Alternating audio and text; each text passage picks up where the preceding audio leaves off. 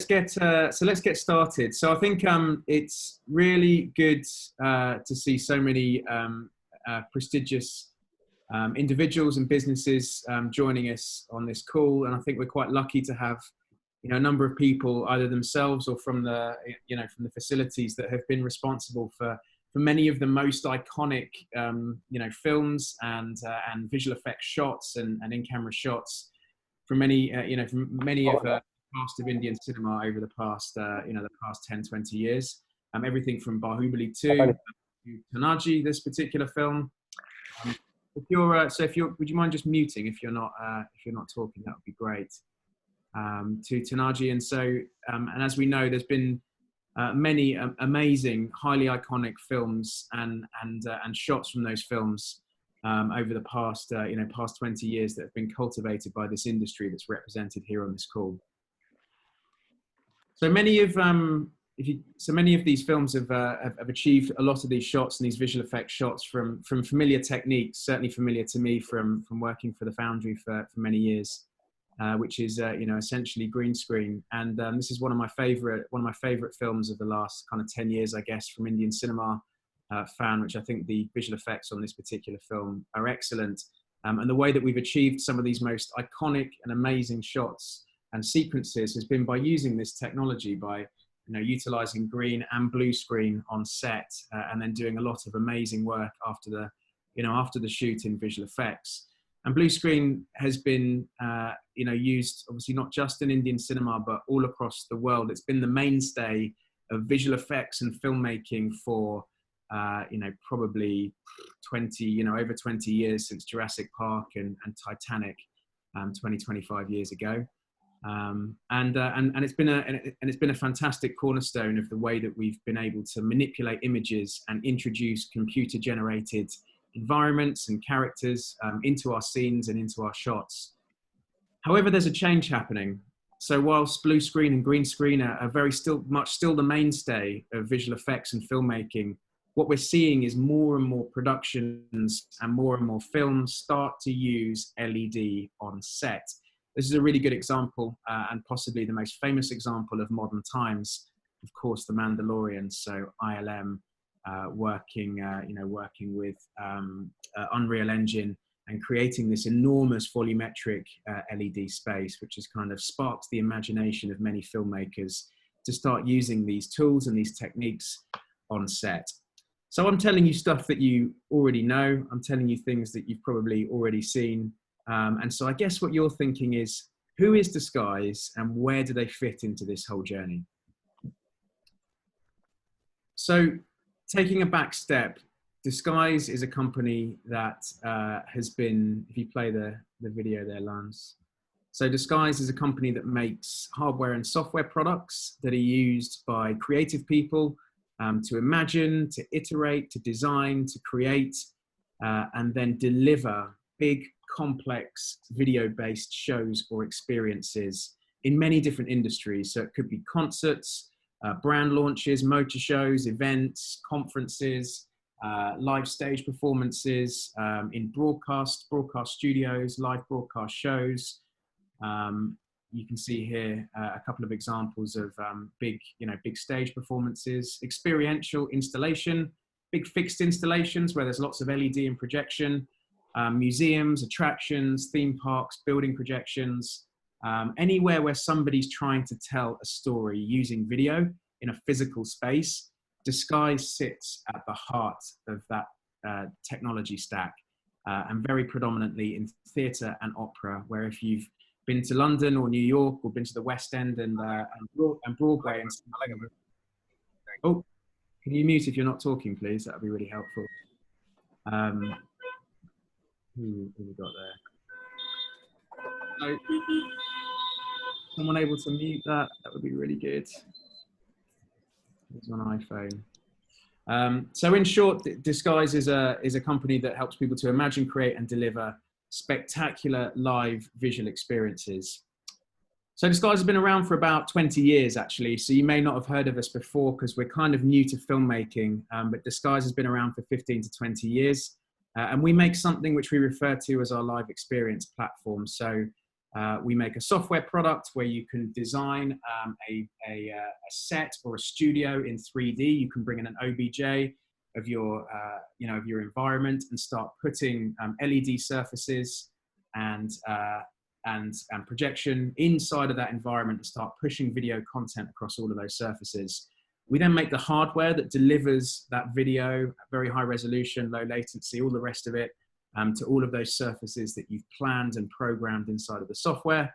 And then we integrate with lots of different companies, such as Epic, Unreal Engine, Unity, many of the camera tracking technologies, to make sure that if you're using our products, you have access from our platform to all of these different tools that can be involved in making experience. And all of this is underpinned by people. We have 24-hour worldwide support. We train actually way more than 1,000 people annually. And we have a partner network of over 400. And we're based all around the world. So our headquarters is in London, which is where myself and Lanz are based. But we have offices in LA, New York, Barcelona, Hong Kong, Shanghai, and Tokyo as well. So truly a global company that's been around for 15, 20 years, making hardware products and servicing the entertainment industries in general. And so I won't go into detail on product. We can talk about that afterwards. I want to really get to virtual production, but we make this software product called Designer, where you can do all of your designing and iterating and planning of your video-based show or experience or your virtual production set. And then we make a range of media servers, a range of hardware products that are installed and can be racked up and chained together to push that video content across the surfaces that you've planned and you've built in your physical space. So that's the intro. And we want to talk to you about something in our product called extended reality. So extended reality, or XR for short, is our term disguised for workflows that are focused on camera tracking and real-time content generation, or generation of content in a real-time engine. And this is our tool set used for virtual production. So these workflows can be applied to traditional screens, so LED or projection behind the performer, augmented reality, so having a character or an object in the foreground that can't be seen by the presenter or performer, or combining the background with the augmented reality into mixed reality. And just a side note, so XR and disguise does not relate to VR. XR relates to anything that's a shared experience that's in a physical space.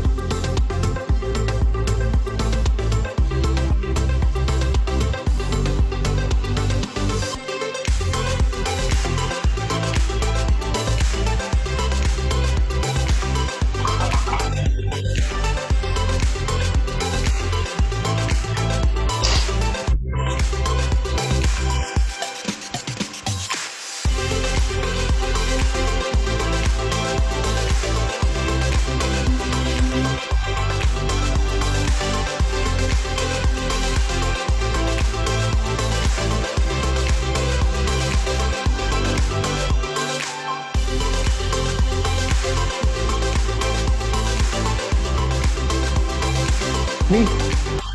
Kennedy.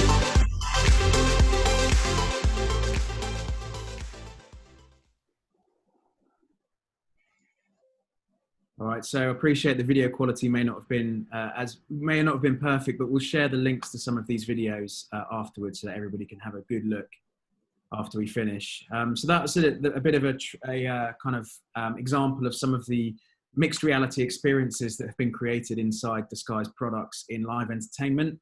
Before we start talking specifically about virtual production and film. And this technology has been around for about 2 years now, putting on some of the biggest and most high-profile shows.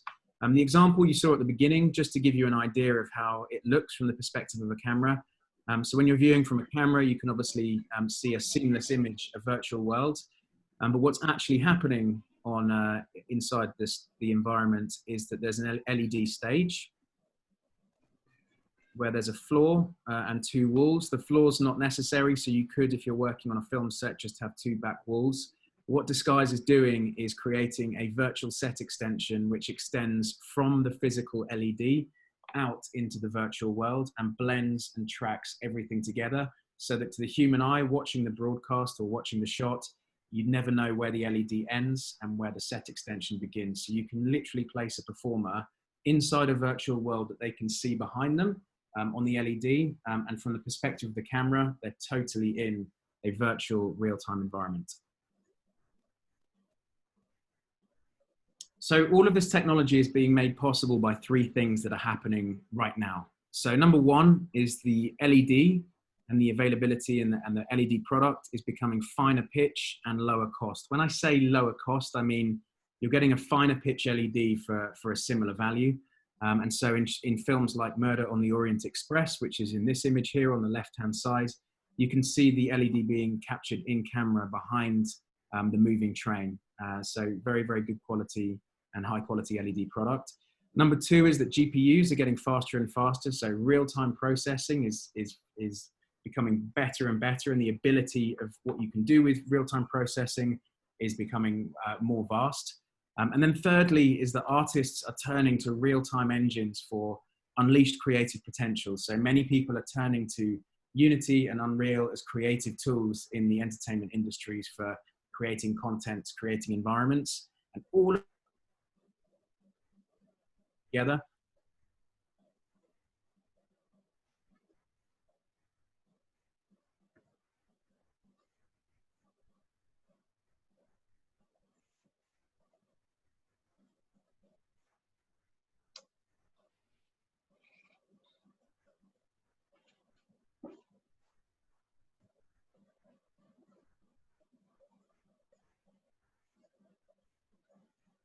Stages. In-camera screens, camera tracking, generative content, augmented reality, and the Disguise workflow.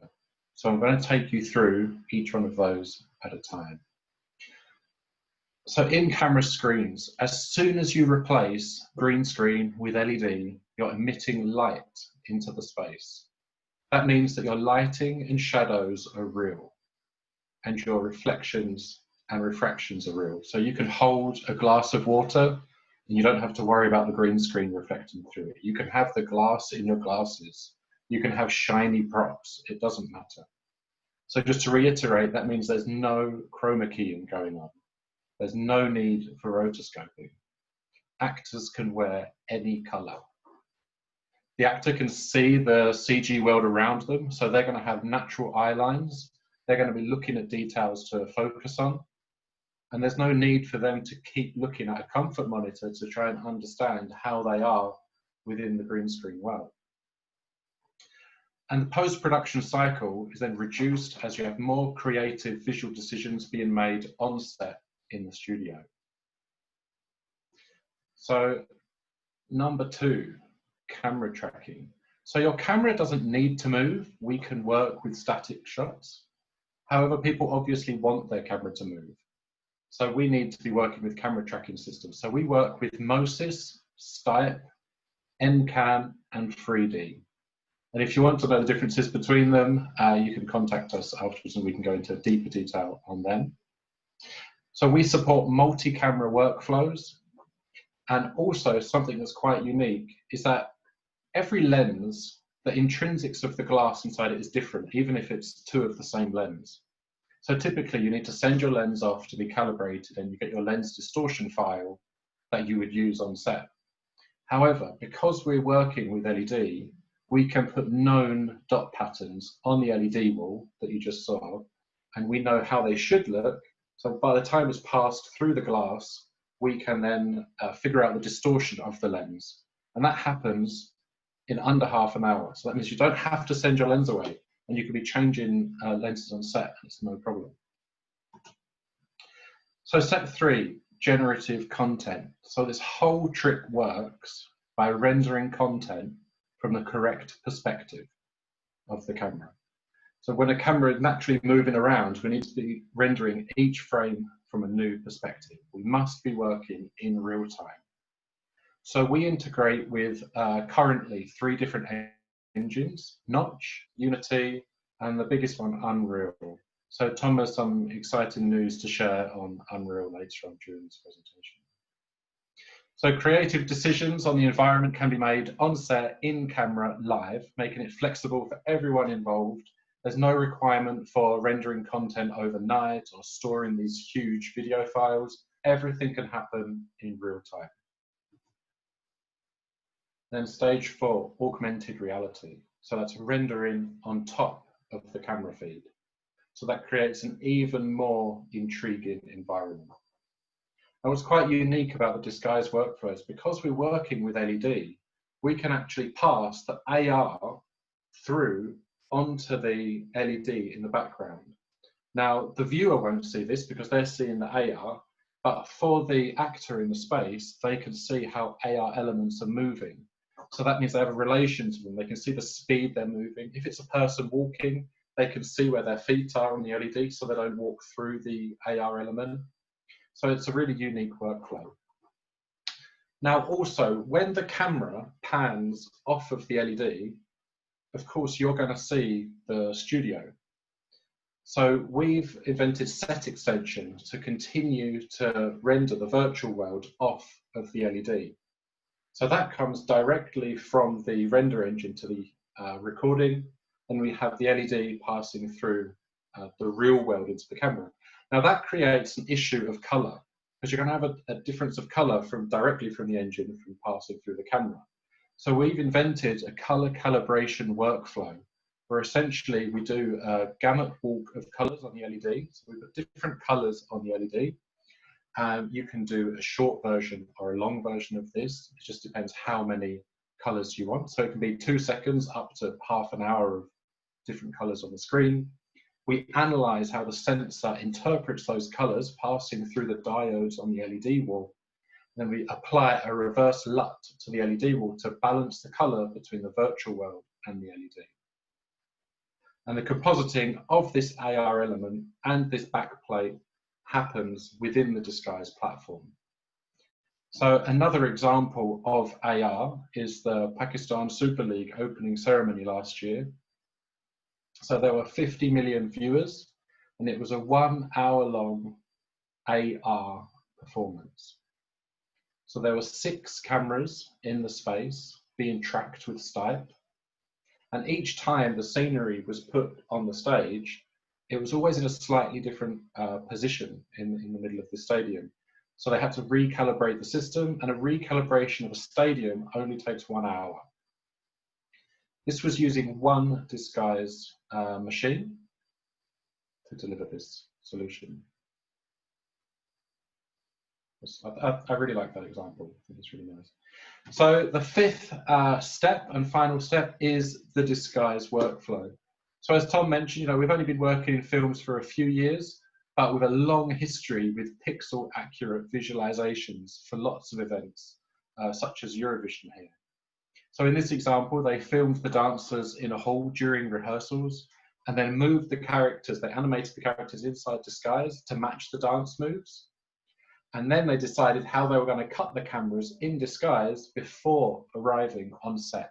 You can see how similar the shots are there.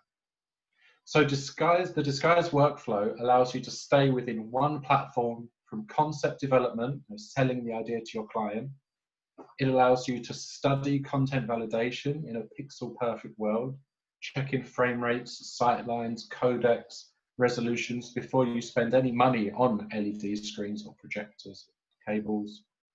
You can even program your timeline of events, create cues within Disguise, and Disguise also delivers the pixels to the screens, all locked together in real time using the Disguise hardware. So it shows how Disguise really is the heart of the operation. So to summarize on all of that, our extended reality workflows is a combination of these in-camera screens, camera tracking, generative content, and AR. And this all runs within the Disguise workflow. And that's our XR umbrella there. So just to give you an example of this, is a great example. You can obviously see he's standing inside an LED box. Then with a simple click, he's immersed. You can see the set extension. It looks like a much larger space. There's real-time lighting going on there. You'd never know he was standing inside this LED box. Perfectly color calibrated. So now I'm going to pass back to Tom to carry on for a while. So we've shown you a few examples of how this technology is used in broadcast and live performance, and a bit of a glimpse into film, but let's talk specifically about how XR is helping virtual production in film. So there's many stages that are around the world at the moment using this technology for film production. We have this one in San Francisco. We have stages in Hong Kong. Here's a good example of ITP in Hong Kong creating Unreal content and doing film production on a stage. In the top right-hand corner, you can see the actual image from the camera. Bottom, and then the main image is obviously coming once everything has been blended together and put into mixed reality. And we have stages that are not just cube-shaped, but also with big curved walls, such as this one. This one's in London, run by a company called Build, who are doing film production and also commercial shooting, TV commercial shooting on this stage. So the LED itself doesn't have to be a hard cube shape. There's the ability to put it in really any shape. It doesn't matter what your build looks like or what your site looks like. In Disguise, in the software, you map your LED surfaces. You can create whatever crazy shape you can think about, and you can push the content to that shape really easily through the software. So we have a lot of stages already built, and a lot of being used for film production. We have around over 50 built that are being used for a range of different things. We have another 50 roughly in production at the moment. So we reckon in the next couple of months, there'll be 100 stages globally that are running on this technology. And some quite interesting things have been done using these stages, but also just using the products on set. So,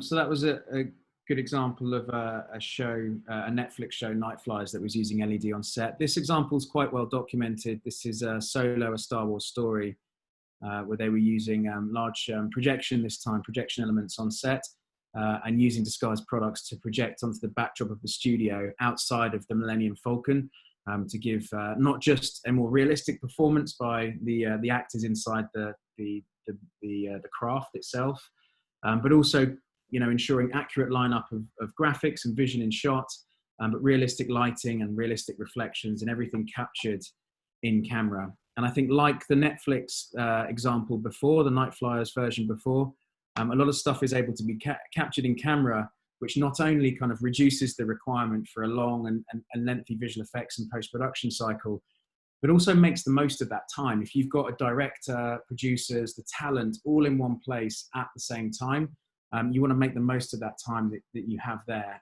and try and make sure that you're capturing as much as you can and making as many creative decisions on set without having to wait, you know, for the visual effects and post-production cycle afterwards.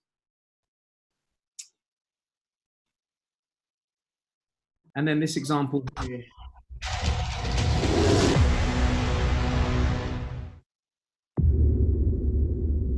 This is a new show, Foundation. People have been Foundation for over 50 years. Foundation was an enormous influence for Star Wars.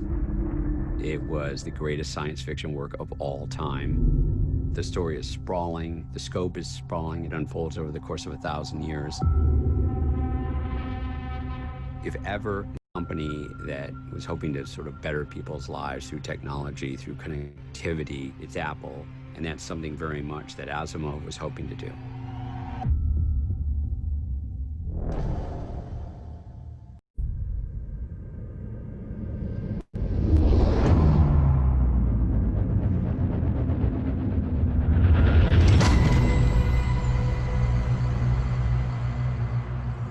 They're going to arrest me tomorrow. And you. It's almost a certainty.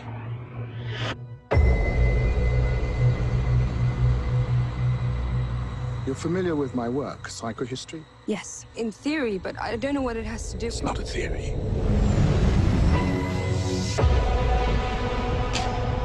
They're worried you can predict the future. They're worried people believe I can. And they don't like the future I predict. So that particular example, there was a lot of the shots that you could see there, a lot of the amazing kind of vivid, colourful shots are happening in front of LED screens. And working alongside a services company, High Res, who are working with double negative, Disguise products were able to push, you know, high resolution HDR 10-bit video content to LED walls behind the performers, to not only create that kind of amazing backdrop that was captured in camera, but also to create those amazing colors and reflections and things that you can see in shots during that trailer. So that one comes out soon on Apple TV. And then we've done some extensive work in integration with MPC. So MPC's Genesis engine is integrated with Disguise products. And we've run a series of tests and test shoots and demos with MPC in LA, and there's an out-of-the-box integration between our products, which is working pretty nicely, as well as with a number of other film studios that we're working with at the moment. So we don't just partner with film studios, we're partnering with a lot of different technology companies. So we don't work on our own. We tie up with the LED companies. ROE is the most sort of common one that's being used on set. And then for content, we're working with Unreal Engine, Unity, you know, all of the big companies involved in content production. Camera tracking, NCAM, Stipe, Moses. We're sort of forming an alliance with lots of these different companies to make sure that our products work really, really well with the general ecosystem of tools that are being used on set.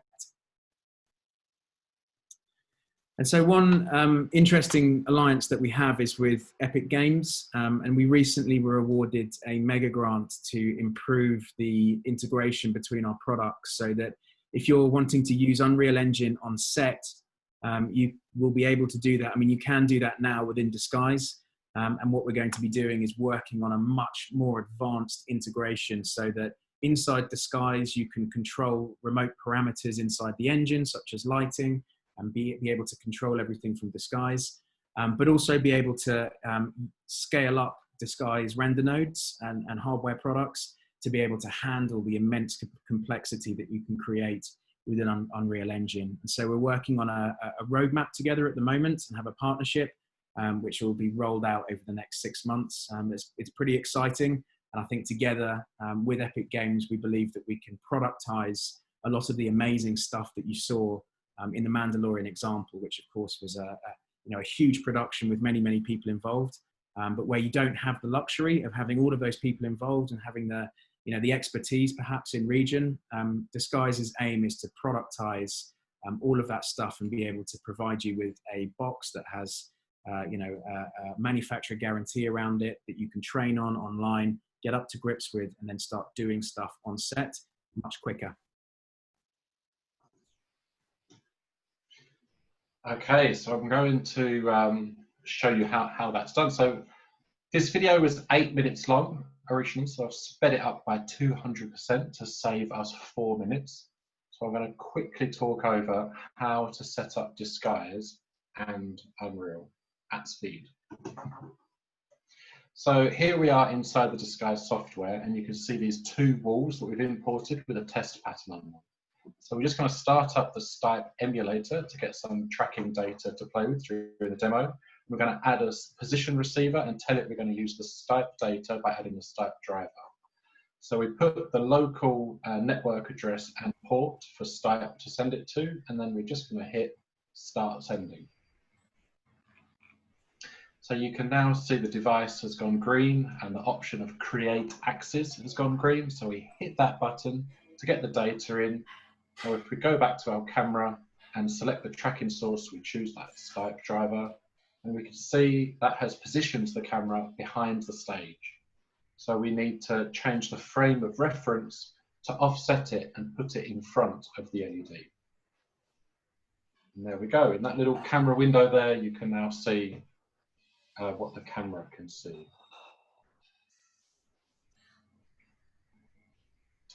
Okay, so now the camera is tracking, we can now use it as a mapping source. So we're going to add a layer and choose the camera as the mapping source, and then select a piece of test content to texture the LED with that camera perspective. You can see that happening. Now, instead of using a test pattern, let's have a look at how to use Unreal. So we've just jumped onto another machine, opened up the blueprints to see the Disguise plugin. So we have a start capture node, and routed into that is the render stream output and the camera actor. And the output is set to the render stream node. Now to stop the render stream, we have the event end play set to a stop capture node. And that's all set up, ready for render stream to work. We're just going to set the resolution here and hit play. So now the scene is playing. So now we've jumped back into the Disguise machine. We just need to add a render stream layer. So we need to create actually an Unreal asset to apply to that layer. And essentially that's the network settings to connect it to that other render mode. Okay, so now we just need to add a spatial map, and we need to tell it what MR set to render to. So an MR set is a group of LEDs and camera, and that makes one asset. So we can apply that spatial map to render to the backplate of that MR set. Just setting that MR set to the backplate. So now we're ready to set up that incoming stream. So we just open up the video input list and choose the Unreal input. And there it is. You can see navigating that Unreal scene from the real camera movement.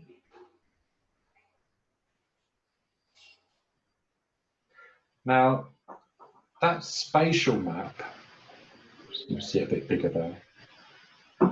You don't always want to shoot from the perspective that the Unreal project was started in. So you can use the spatial map to control the world coordinates between the Unreal world and the Disguise world, so you can line up where you want your shot to be from.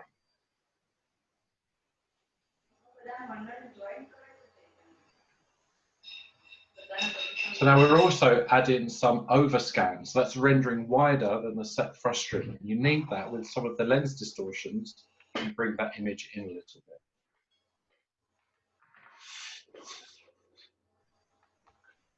So to be clear, there's two LED walls, but on the right-hand side of the camera, you can see that the entire screen is filled with the image. And that's because of the set extension being perfectly blended in. You can't see that. But if we turn that off, that's what the camera is really seeing. And that's where you see where the world ends. But with the set extension, it makes a lot larger space. So you don't have to fill the camera frustum with LED. You could allow set extension to do that. That's how it works. back over to Tom. The way to think about the Disguise products are as a platform. So as you can see here, whether you're using Unreal Engine, Unity, or Notch, which is a very popular real-time engine in live entertainment and fixed installation, it doesn't really matter. So you can build your set or your studio or your production around a Disguise backbone and an operation, and then deliver whatever content you're creating in whichever engine you decide to create in, and deliver that successfully through the Disguise platform. And you're probably thinking, well, you know, maybe I could just build this myself. Maybe this is just, you know, what does Disguise do? Is it just, you know, is it just a box? Can I just build this, you know, hardware myself and then just run Unreal Engine myself? I mean, yes, you could try, but there's a lot of things that Disguise takes care of that you won't want to try and reinvent or work out for yourselves. So some of the key things in successful virtual production stages are the following. So and having an LED stage workflow, so understanding how to map pixel perfect and to calibrate LED stages, being able to calibrate really quickly all of the moving parts, having a virtual set extension workflow, having an augmented reality workflow if that's what you needed, being able to choose between different render engines, being able to combine render engines in the same scene, being able to scale up a known productized render node solution, being able to choose between different camera tracking technologies, being able to integrate with show technology or broadcast technology for control, having end-to-end support and training on the system that you're installing so that everybody knows how to use it. And if something goes wrong, you just call somebody who can swap it out or fix it. And then a standardized integrated hardware and software solution, which is all the stuff that Disguise does. And if you decide that you want to try and build your own piece of hardware, you're really only covering one of about 20 different elements that you need to consider when trying to deliver a successful virtual production stage. And there's really 5 things you need to remember when thinking about why would I use Disguise for virtual production and for building XR stages. The first 2 are all around calibration. So proven spatial calibration, that's calibrating the environment, the real-time environment to the physical stage, and being able to do that really, really steadily so that when you move your camera, everything's locked. And color calibration. So if your colors aren't calibrated between your different LED surfaces, but also between your LED and your set extension, the whole illusion breaks. So if none of this stuff calibrates properly, the virtual production illusion and the ability to make decisions wouldn't exist. Everything breaks. The third is having really solid render engine synchronization. So being able to take in camera tracking information, use that as a render input into the real-time engine, and then push the correct pixels to the correct surfaces, all at very low latency. So Disguise takes care of that. We've been doing that for 15 years. It's having a previs tool, so you won't always have access to the set, but you might, weeks before, want to be able to plan all of your content and design the set in 3D and understand what the content will look like so that when you get to set, you can maximize that time and not be trying to play around and make mistakes and kind of spoil all of that time that you have with the director, producer, and the talent. And then finally, a robust hardware platform. These hardware products are designed to work when Bloomberg go live on TV, when Beyonce goes on stage. We design hardware products that are working in the most high stakes environments, and this stuff is highly reliable. You can truly depend on it when it really counts.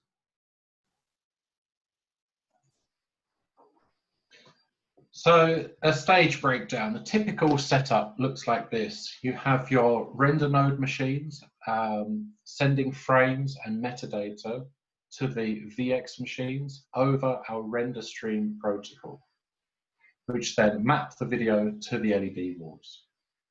So Disguise can also talk to lights and other peripherals in the setup in native protocols to keep the solution acting together. So all these lights, LED panels, LED controllers, we can send protocols to change aspects of them during the shoot as well.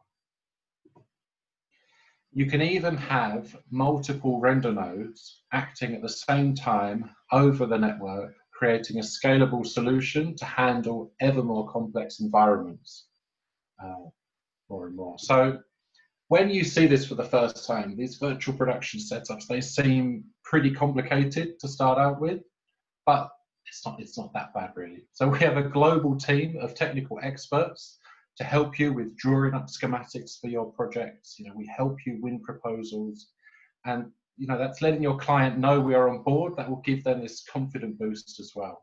So think of us, the team I'm in, as an extension of your technical teams to help you on this virtual production journey.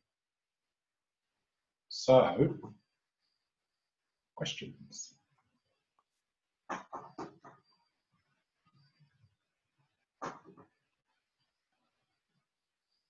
There's one in the chat, Lanz, that says, it's from Mangesh, and it says, hi Lanz, how are we going to take lens distortions? How to match the virtual camera and physical camera? Okay, yeah, so because we're working with LED walls, we can put known dot patterns on the LED wall. We put a pattern up on the LED and you face the camera at the LED. You then hit a button called observation inside our software, and it observes that pattern. And it sees that pattern, it sees how that pattern is distorted.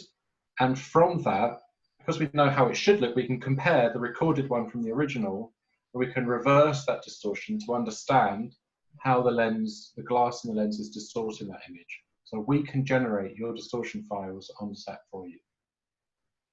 Hopefully that answers that question. Hi, I have a question. Just wanted to understand, once the content is made and we are ready to project it on the LED wall, can we do it remotely, or the technical team needs to be present physically on set to render and do any last minute changes or additions, or you know, any alterations required?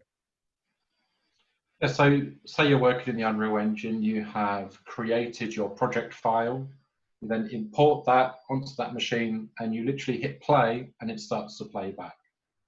So that part isn't very complex. It's literally loading a file and hitting play within Unreal. I guess it's up to you. If you want to have your team on set to make last minute changes, then yeah, you will need them there. I guess it's a pretty good idea to have them on set to be making last minute changes, because inevitably the director will want to make some change to what's going on. And that's the whole flexibility of these workflows, being able to make last minute changes because you're in a real-time environment. So I guess you'd always have part of the creative technical team on site doing that, typically. I have a weird question. Does this whole system record the matte information live somewhere? Because say tomorrow I want to not use the virtual world which is there, the director changes his mind and changes the environment in future, like post-production. Do we have the ability to record these matte information of the characters shot on set so that we can extract that information and put it into a new world? So we have device recording inside Disguise. So we can record time code, and alongside that, any protocol that enters the engine. So we can record the camera tracking data as well. So you can play that back at a later time into your content engine to be able to re-render any scenes later on. Maybe that would help you in the question you're asking. Hi, this is Ankit. How about the Moir effect? Is it depend on the camera, or it's about the camera lenses? Sorry, repeat that question. How about the Moir effect? Okay, so that's a combination of things. So number one, you need to have a good low pixel pitch. So we advise in typical setups a 2.8 millimeter pixel pitch. And then you need some distance, obviously, between. You can't zoom in on that.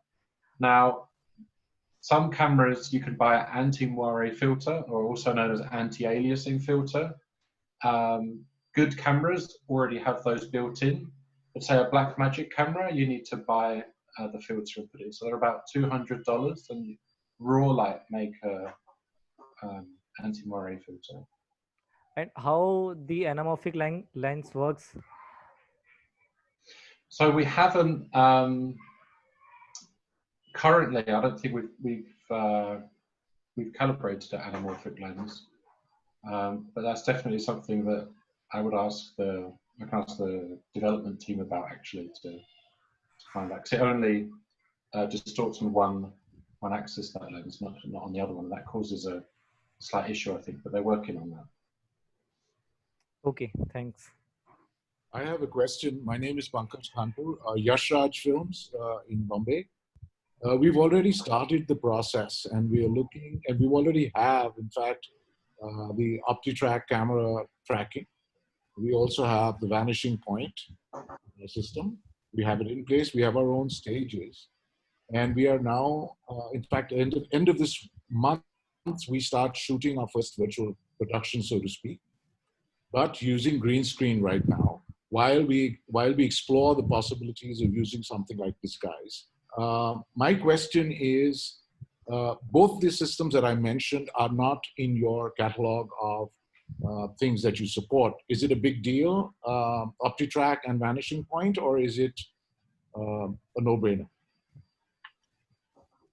So we do actually support OptiTracks, but it's, for the setups we've currently seen, it's not typically used for the setups that we've seen. But we've actually been using OptiTracks for a long time in combination with another product called BlackTracks for tracking people on stage, or soft or rigid bodies on stage moving around. We just haven't typically used it for camera tracking in these workflows. But we do support OptiTracks already, so it would just be a case of rerouting some things within the software, which is possible. So OptiTracks, not a big deal. That can be done very quickly. The vanishing point system. Now, I haven't actually worked with the vanishing point system myself, but if it is something that you're looking at using on your production, I'm sure we could talk to we would have to talk to the vanishing point development team to understand how to integrate that into our system. But we're always looking at new systems to be working with. So I'm sure it's not a big deal. Okay, understood. Thank you. I have one more question. If I am using multiple systems for the end display, so how can we synchronize this? So you have multiple cameras using end display? Sorry? You have multiple cameras using end display? No, I'm using, let's say I'm planning for the multiple systems, multiple computers. Yeah. And because of the scene, it's too heavy. Ah, okay, sorry, yeah. In my head, I was thinking end cam, and I was saying end display. So yeah, it's different to end display. Tom, did you want to talk about the difference between end display and Disguise at all? Okay. So you are using your own software, because end display is something different, right?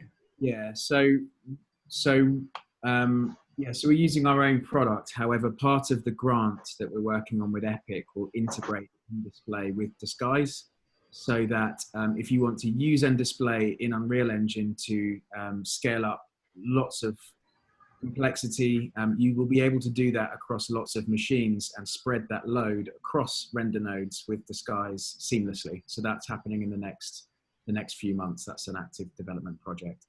Okay, and how can we use your hardware and software to synchronize this? What do you mean, Lanz? Am I missing something?